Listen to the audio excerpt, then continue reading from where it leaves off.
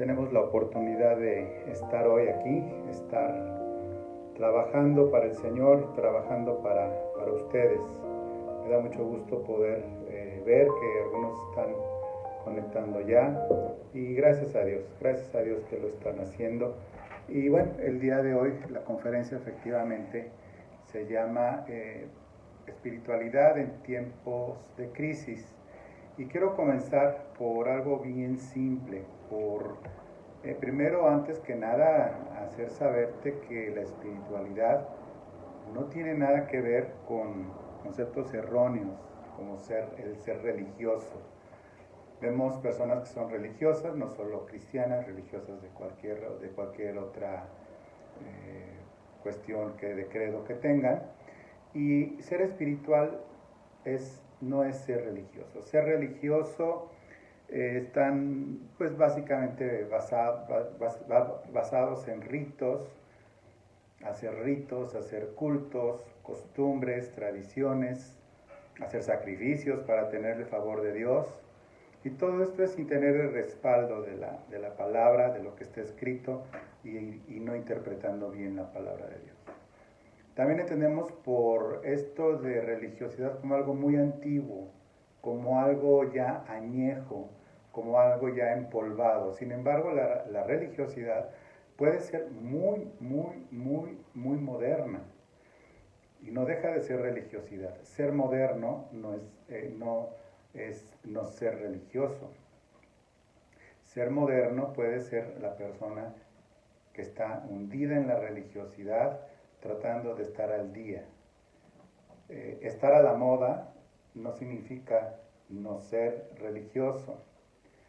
¿Por qué? Porque estoy definiendo la definición ancestral de siempre de religiones, que no tampoco se hizo añeja, sigue muy presente, como es el hecho de hacer ritos, cultos, costumbres, tradiciones y hasta sacrificios para obtener el favor de Dios. Y todo eso puede ser con música moderna, en el más grande y bello lugar, con cantos muy modernos, muy bonitos, pero sigue siendo religión. ¿Por qué? Para mover la mano de Dios a mi favor. Y la mano de Dios no se mueve a favor de nadie, porque aunque tenga una religiosidad muy antigua, añeja, o una religiosidad extraordinariamente moderna, humanista, sigue siendo exactamente lo mismo. Otro concepto que se maneja como erróneo también es el tema de ser legalistas. La espiritualidad no es legalismo. La espiritualidad es aplicar la Biblia o bien otros credos que estén escritos y juzgar duramente a quien no lo cumple al pie de la letra y usar ese mismo credo para someter a las personas y castigarlos. Y eso es religiosidad. Se confunde con fanatismo, pero en realidad es una cuestión legalista. Vemos que hay religiones muy legalistas que someten mucho a las personas y el que no esté dentro de esa legalidad, de esa religión, es un infiel. Y es digno de ser incluso eliminado de acuerdo con el favor que Dios les da a las personas que luchan en cruzadas para eliminar a esas personas, incluso a esos extremos puede llegar el tema de ser legalistas. Nosotros como creyentes, nosotros como seres humanos que hemos sido nacidos de nuevo por el Espíritu Santo, debemos de poder distinguir el ser legalista. Y el ser legalista es el mismo principio que te acabo de leer, es aplicar el credo sí a mí, pero más duramente a otros. De ahí viene la palabra legalidad. La palabra legalidad es el aplicar la ley a una persona, ¿sí? O ser algo legal o ilegal. Y el ser legalistas es un término que se considera casi como peyorativo, en donde se trata de aplicar la ley, las costumbres o las reacciones o todo a una persona muy duramente en donde viene el castigo, y el castigo de las personas legalistas que han tenido acceso a la Biblia, que no necesariamente la vivan, pero la leen, y que se la saben de memoria, pero no la aplican en sus propias vidas en lo privado. El problema es bien simple, el problema es que aplican la palabra de Dios a otros, pero con una dureza muy grande, y eso entonces se convierte en un juicio. Se convierte en un juicio a las personas. Y justamente Pablo dice en Romanos, y tanto que lo que tú juzgas es exactamente lo que tú haces, ¿ok? Entonces, ya habiendo tenido esta aclaración, que ser espiritual no significa ni ser religioso ni ser legalista, ¿sí? Ambos son personas que lamentablemente no tienen la capacidad por sí mismos de poder autoevaluarse, de poder hacer un examen sincero hacia sí mismos. ¿Por qué? Porque ven cultos, ven ritos que, insisto, pueden ser muy, muy modernos, pero que no tienen nada que ver con la espiritualidad. Entonces, ¿qué es esto de ser espiritual en medio de la crisis? En medio de crisis, en medio del dolor, en medio de las pérdidas, en medio de las angustias. Y por crisis, vamos a definir crisis, y verás que todo lo que cause angustia, dolor, miedo, ansiedad, eso es crisis. Crisis, según la definición en el diccionario, es una situación grave y decisiva que pone en peligro el desarrollo de un asunto o proceso. Eso es una crisis. Una situación grave y decisiva que pone en peligro el desarrollo de un proceso. El día de hoy, en el mundo entero, se está viviendo una crisis. ¿Por qué? Porque hay una situación grave y decisiva que está poniendo en peligro la salud de las personas, ¿sí? Por eso es una crisis sanitaria. Pero hay crisis individuales que hacen más daño incluso, porque no son invisibles, que pueden destrozar un corazón y mantenerlo en una crisis permanente. ¿Por qué?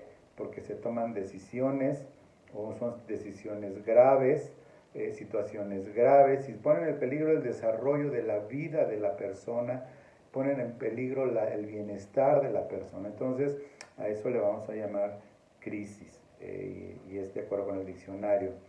La otra palabra que hay que entender entonces, cuando dice la definición de crisis que pone en peligro el desarrollo, vamos a definir también peligro, porque a veces no sabemos que algo es peligroso, ¿sí? No sabemos que es peligroso. Vemos el lamentable caso de los retos por internet, pues principalmente jóvenes que están bastante perturbados, de hacer retos con cosas horribles, y no se dan cuenta del peligro. Sabemos que por este medio de internet salió el reto de una muchacha que lamía la taza del baño, o lamía, el reto era lamer un tubo del metro y cosas por el estilo. Ya hay enfermos, ya seguramente va a haber muertos, y es una cero concepto de peligro, de otras muchas cosas, pero de peligro. La palabra peligro, que es la palabra clave, es que son situaciones que, al no tener un dimensionamiento del mal que puede provocar algo, ese es un desconocimiento de un peligro. Por ejemplo, yo tengo algo muy valioso, y ¿qué estoy haciendo saliendo a la calle en rumbos, bueno, ahora es en cualquier lado, pero saliendo a la calle y ostentando cosas? No tengo un dimensionamiento del peligro. Entonces, la espiritualidad comienza por tener claramente, bien definido, crisis y peligro. Nosotros, siendo creyentes sabios por la palabra de Dios, sabemos ya los cuidados y las preocupaciones que nosotros debemos de tener en esta crisis sanitaria, que bueno, nos hace estar como estamos hoy aquí en nuestras respectivas casas y demás. Pero ¿qué pasa con nuestra mente y espíritu? O sea, sabemos cuidar el cuerpo, es una crisis sanitaria.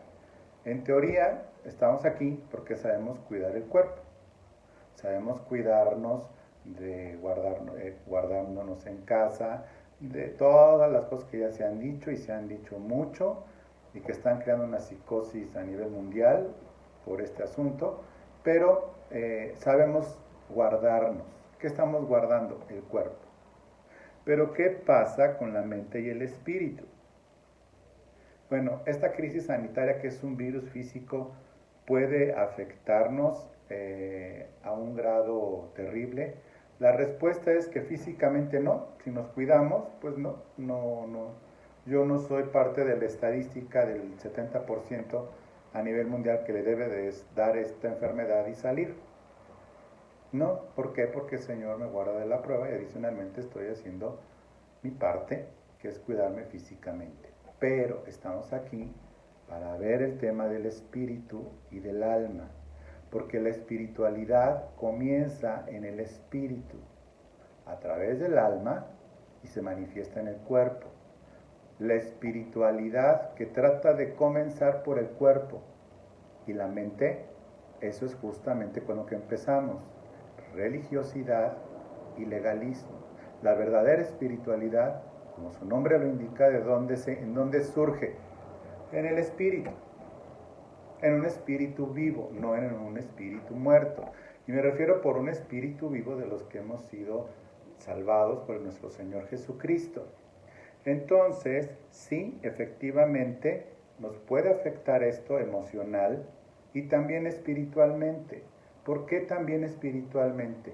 Bueno, por la sencilla razón que llega un momento de crisis, de psicosis, de personas incluso que son creyentes o pensaban que eran creyentes y no la libran. Están más enfermos del miedo que de esta terrible enfermedad física que se llama coronavirus, provocada por algo que se llama coronavirus. ¿Ok? ¿Cuál es el asunto?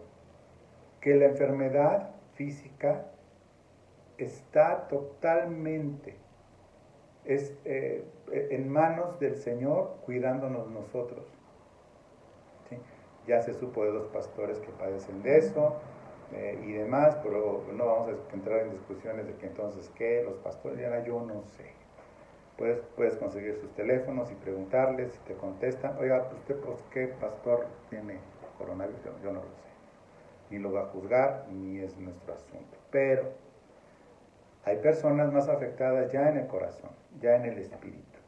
A todo lo que perturba nuestro corazón va a afectar nuestra alma y espíritu por descuidarnos, por los descuidos. Nos olvidamos de cuidar el aspecto más importante.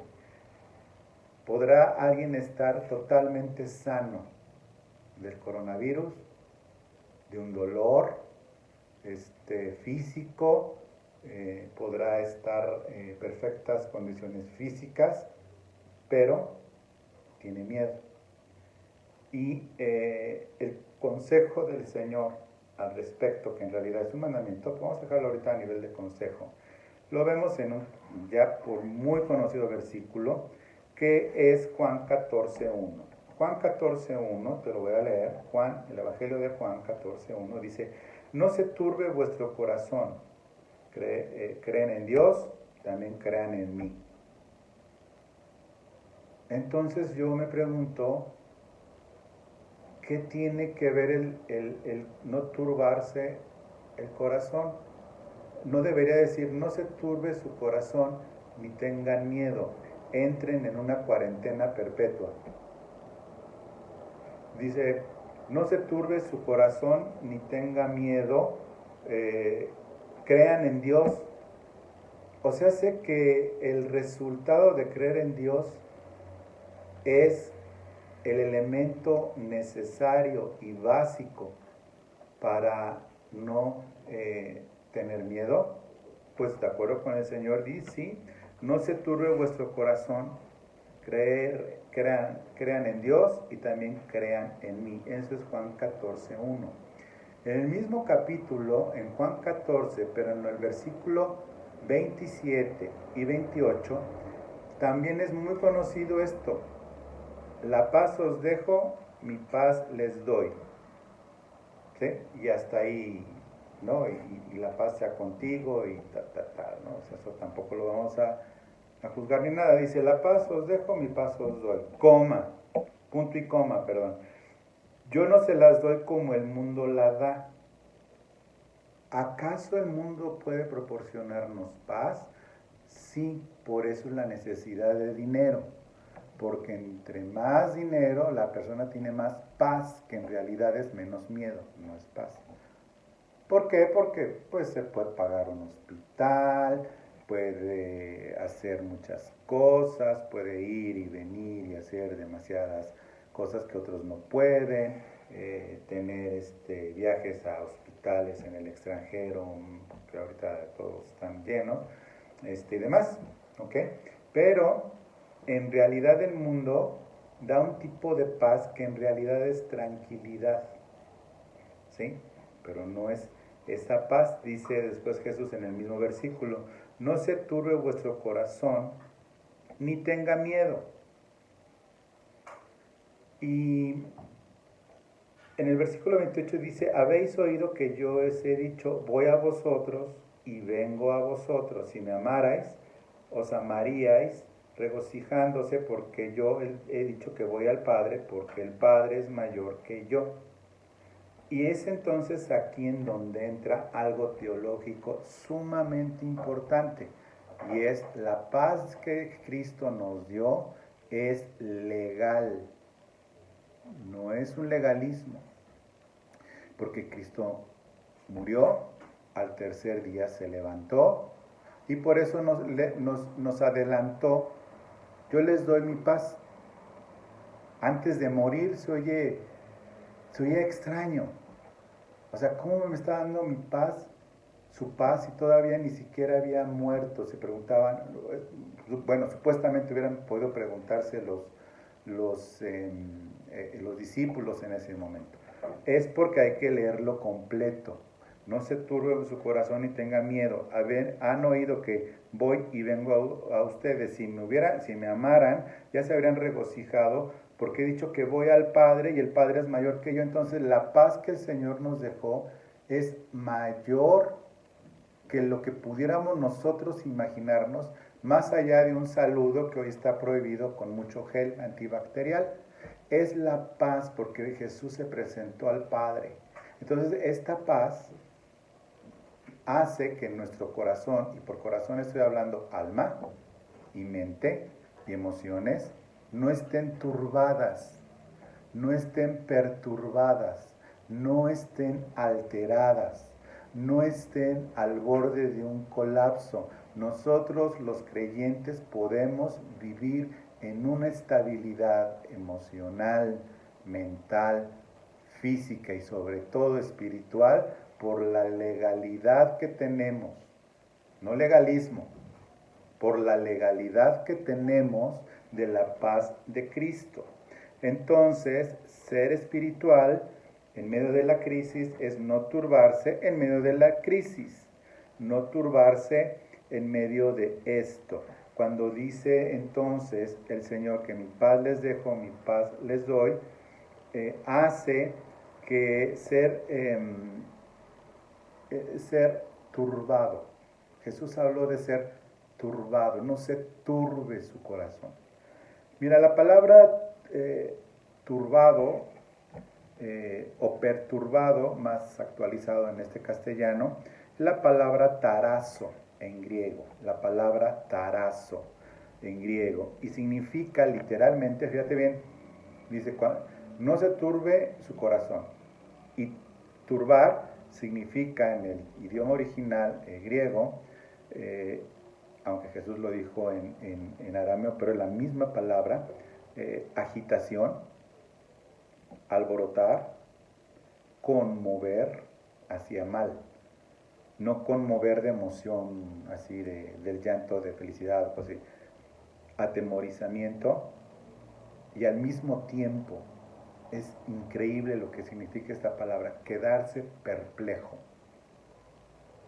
Turbación es quedarse perplejo, con miedo, alborotado, atemorizado. Y cuando alguien se queda perplejo, es cuando la expresión que más natural que sale del corazón es: no lo puedo creer, no lo puedo creer, no puede ser, no, y tal, viene la negación, vienen una serie de cosas, de situaciones terribles, y se quedan perplejos, y eso es todo lo que pasa que viene de afuera, porque te voy a volver a leer la definición. La agitación es adentro, pero provocada por cosas en ¿dónde? De afuera. Alborotar, alguien está muy, cuando se dice que algo está muy alborotado, muy alocado, muy distraído, no conecta una con otra, no puede hilar frases, hay personas que se alborotan de felicidad, pero hay de las que se alborotan por el miedo. Hay de las que se alborotan por el miedo. Y lo vemos en los temblores, las reacciones del miedo, se alborotan las personas literalmente. ¿De dónde viene eso? De afuera. Conmoverse. Conmoverse al grado de llegar a un extremo de conmoción. Viene de afuera. Atemorizados por lo que se está viendo, pero al mismo asunto perplejos. Digo, no falta quien se quede perplejo de su belleza en el espejo, pero es otra enfermedad, esa no. Pero lo que nos deja perplejos es lo que viene de fuera también. Entonces Jesús dice: yo les doy mi paz en legalidad que está desde adentro. ¿Por qué? Porque somos espiritual, mi cuerpo, y del espíritu podemos tener, en la medida en la que oramos, no para que pase, sino para hacernos sensibles al Señor, porque recordemos que la oración no es para moverle la mano a Dios de lo que ya está predeterminado. La oración es a causa de nosotros, ¿sí? Por nosotros los humanos que necesitamos orar. Y hoy estuvimos orando, antes de las 11 a las 12, tuvimos nuestra cadena de intercesión y estamos sensibles a esto. Estamos sensibles. Entonces viene del espíritu y se manifiesta al alma y se manifiesta al cuerpo. Por eso una persona con paz jamás se va a confundir con un legalista. Un legalista, te aseguro que una persona legalista no tiene paz. Yo te aseguro que una persona que está fingiendo una espiritualidad, pero que en realidad no es otra cosa más que religiosidad, esa persona religiosa se sabrá la Biblia al derecho y al revés, pero no tiene paz, porque la paz es una manifestación de espiritualidad en medio de las crisis. Jesús se sintió así estando en este mundo. Tú dirás, bueno, pues es que Dios, no, Jesús se autoaplicó la palabra tarazo. Jesucristo se aplicó la palabra tarazo a sí mismo. Juan 12, ¿te acuerdas que vimos Juan 14? Nos vamos a regresar a Juan 12, 27 y 28. Antes de ser entregado para la crucifixión. Y Jesús se aplicó la palabra tarazo a sí mismo. Juan 12, 27 y 28.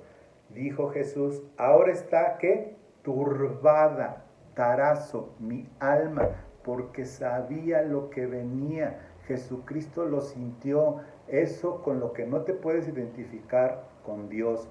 El dolor, la ansiedad, el miedo, el pánico, la tristeza. No nos identificamos con Cristo porque no queremos o no sabemos. Pero esto se logra ¿cómo? Con disciplina espiritual, que es orando, leyendo, congregándose, diezmando y ofrendando y sirviéndole al Señor. Y dentro de sirviéndole al Señor tenemos evangelizando. Son nuestros hábitos cristianos. Los hábitos cristianos es para sensibilizar nuestro corazón y vaya siendo menos alma y más espíritu. Menos alma y más espíritu nuestro con el Espíritu Santo. Dice Jesucristo. Ay,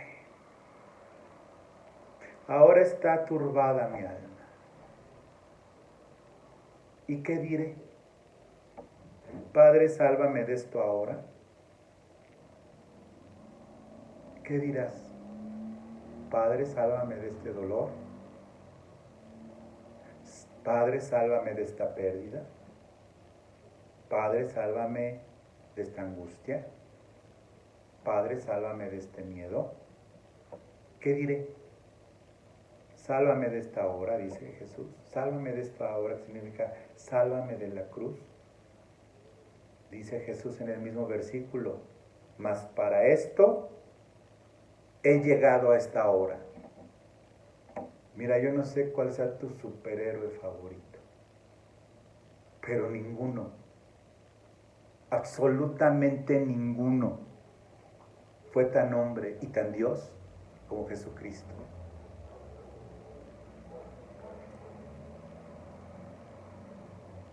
Versículo 28. Padre, glorifica tu nombre. En ese instante, en ese preciso instante, entonces vino una voz del cielo. Cuando alguien es espiritual en medio de la crisis, se abre el cielo.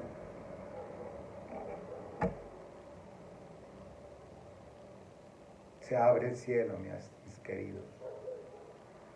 Vino una voz del cielo. Lo he glorificado y lo glorificaré otra vez. Lo he glorificado y lo glorificaré otra vez. Lo que hizo Jesús más adelante fue vencer esta situación en su alma y cuerpo, recurriendo a lo espiritual, al Padre. Jesucristo, antes de haber sido crucificado, primero venció su alma. La resurrección es la gloriosa forma que Dios levantó al Hijo, y fue el cuerpo, pero el alma de Jesús murió muchísimo antes. El alma de Jesús, hombre, llegó al punto que sudó gotas de sangre. Jesús fue primero crucificado en su corazón. Él sabía desde muy joven su destino. Él sabía Isaías de memoria. Jesús llegó y dijo, mas para esto he venido. E inmediatamente el Padre le respondió enfrente del mundo entero y lo fortaleció para hacer la voluntad del Padre. Nuevamente vamos a leer Juan 12, pero como siempre te digo a los que me conocen, si vas a leer un versículo y vas a hacer doctrina, es tu obligación por lo menos leer el capítulo completo. Por lo menos. Juan 12, inmediatamente después se oyó la voz en el cielo y dijo, me he glorificado y me glorificaré una vez más. En el versículo 29 dice, y la multitud, esto no fue privado como en el monte de los olivos. Esto fue en público. Se oye una voz y la multitud que estaba allí y había oído la voz decía que había sido un trueno y otros decían que un ángel le ha hablado, decían. Algo sobrenatural. Se abre el cielo. Eres espiritual con la ayuda de Cristo. Somos espirituales. Y no es para que la gente lo vea, es para que la gente crea que Jesucristo es nuestro Señor. Yo podré estar pasando por un dolor intenso en mi alma. Y no es autocontrol. Es simplemente el testimonio de que Jesucristo pasó, vivió aún más intensamente cualquier dolor que yo pueda tener. Cualquier crisis que yo pueda tener, Él la venció. Y se ve, mis queridos. Por eso lo espiritual se nota incluso más que lo religioso o que lo legalista. Dice versículo 30, respondió Jesús, sí les respondió.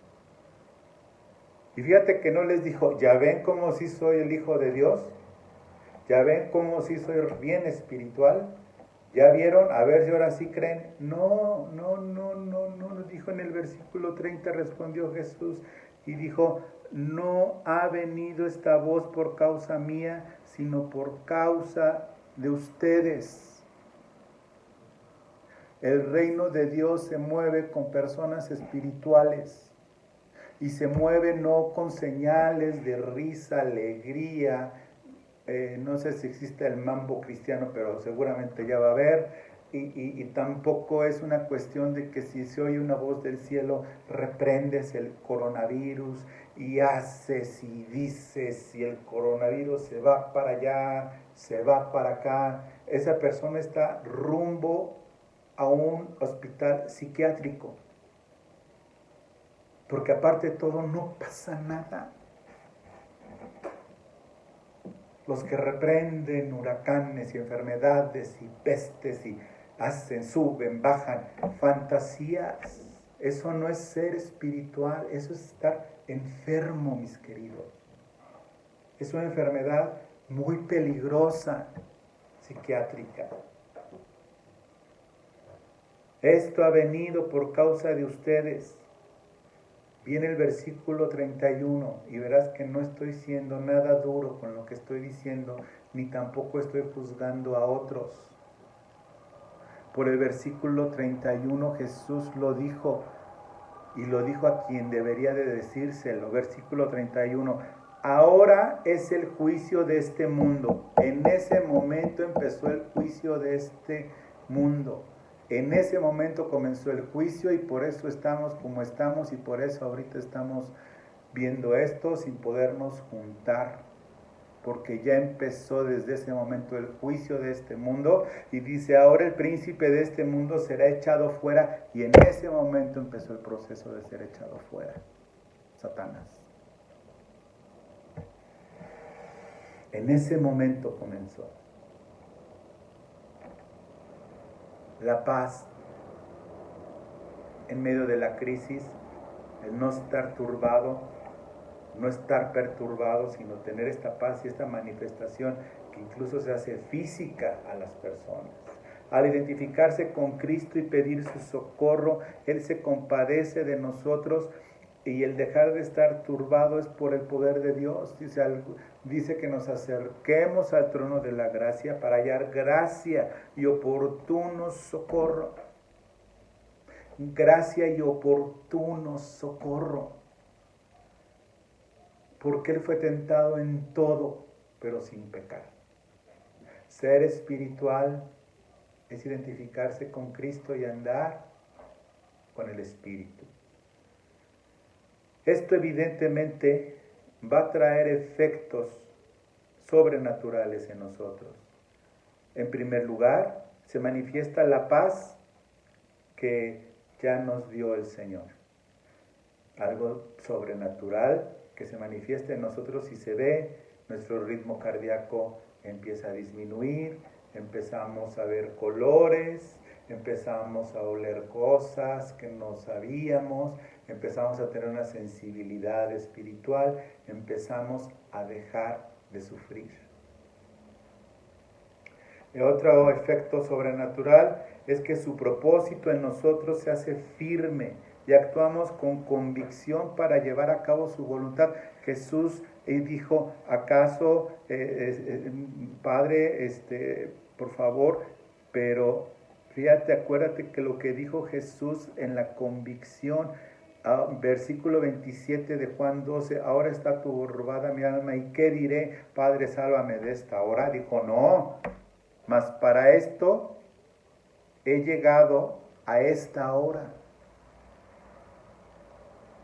Has llegado a esta hora tan difícil. Has llegado a este tiempo tan difícil. Has llegado a este dolor tan difícil. Has llegado a esta hora. Pero ¿sabes para qué? Que para que esa manifestación sobrenatural de su propósito en nosotros se haga firme y actuemos con convicción para llevar a cabo su voluntad. Y su voluntad es que el reino de Dios avance en esta tierra a través de ti que me estás viendo. De ti que me estás viendo. Este propósito, el número 3, ese propósito es recurrir al Padre para ser fortalecidos. Mira, si vas a llorar, llora buscando los pies de Cristo. Llora clamando a Él por misericordia. La ayuda de Cristo es integral, es espiritual mi cuerpo. Número 4, da testimonio a los demás, como ya lo vimos, y le da la gloria a Dios. Le da la gloria a Dios. El día de hoy, esta crisis momentánea nos da todo lo anterior y nos ponemos, y obviamente no nos vamos a poner a retar una pandemia. No somos adolescentes dañados a retar al coronavirus con retos. No. Eso es ser ignorante. No. Vamos a ser espirituales. ¿Y por qué decía la vez pasada en la conferencia que también transmitimos en vivo que ser espiritual es obedecer lo que está escrito y lo que está escrito es obedecer a las autoridades y la autoridad dice no salgas, no sales? Ahí está siendo espiritual. Nos lleva también a tener esa paz y testimonio interno y externo ante el mundo de que somos sabios, pero también estamos confiados de la protección de Dios y se cumplirá su propósito en nosotros. Ser espiritual es creer la palabra, tomar la palabra de Dios, tener paz, ser sabios y no imprudentes ni soberbios. Ser soberbio en este tipo de cosas es sentirse Moisés y reprender la plaga desde un altar. Es un complejo mesiánico mosaico, o no sé cómo llamarlo, pero no sirve. Ser espiritual no nos hace inmunes a la enfermedad, el dolor, el peligro, etc. Lo que nos hace posible es acercarnos al trono de la gracia y ser inmunes. ¿Sabes a qué?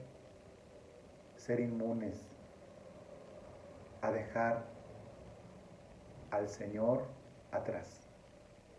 Sacarlo del escenario de tu vida. Sacarlo del escenario de que Cristo es la respuesta. Ser espirituales nos hace estar en paz, tener entendimiento de la realidad y de la verdad. No negamos la realidad, no, pero tampoco nos alejamos de la verdad, del por qué están sucediendo las cosas. Dejamos de pecar, nos hace fuertes mental y emocionalmente. Cuando dice en el versículo 28, Padre, glorifica tu nombre, y cuando vino esta voz del cielo, lo he glorificado y lo glorificaré otra vez, la gloria se le devuelve al Padre. Ser espiritual es darle gloria al Padre. Y el Padre se glorifica y se abre el cielo y nos ayuda, nos socorre como socorrió a Jesús. La gloria se le devuelve al Padre. Y para terminar quiero decir esto para que no se oiga trillado. Ser espiritual en medio de la crisis le da gloria al Padre y al Hijo al manifestarse el fruto del Espíritu Santo en nosotros. Eso, mi querido, es darle la gloria al Hijo, la gloria al Padre. Cuando nosotros empezamos esta maravilla de querer ser espiritual, el Señor siempre nos va a responder. Quiero terminar con una oración. Te pido por favor que inclines tu corazón ahí donde estás, que le des gracias a Dios. Si eres parte de Renuevo de Amistad, te invito a que ores. Cierra tus ojos, por favor, y abre tu corazón. Señor, eres muy bueno. Tu misericordia, Dios, es eterna y para siempre. Tú eres bueno y fiel, y eres santo y perfecto, Señor. Padre, en tu gracia y en tu misericordia hoy, te decimos que es nuestro deseo ser espirituales. Gracias, Señor, porque por ser espiritual, tú venciste y te levantaste de entre los muertos. Pero antes tú ya habías vencido, Señor. Tú venciste la cruz en el Monte de los Olivos. Tú venciste la cruz cuando te levantaste en Getsemaní, te levantaste y dijiste, ahí vienen por mí. Tú ya habías vencido la cruz. La venciste primero, Señor, ahí.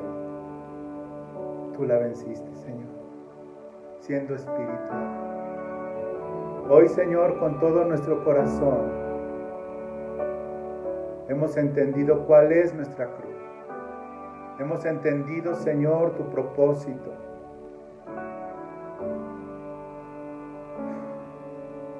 Y queremos ser espirituales. Señor, con nuestro corazón puesto delante de ti, ayúdanos.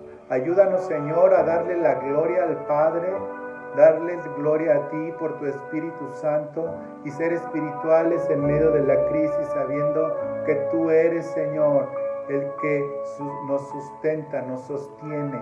Tú eres, Señor, el que dispone de todas las cosas, grandes y pequeñas. Tú diriges todas las cosas, grandes y pequeñas, acciones, personas. Tú sostienes, dispones, diriges y gobiernas cosas grandes y pequeñas. Las acciones de los hombres, las circunstancias y las cosas en tu providencia para el cumplimiento de tu voluntad.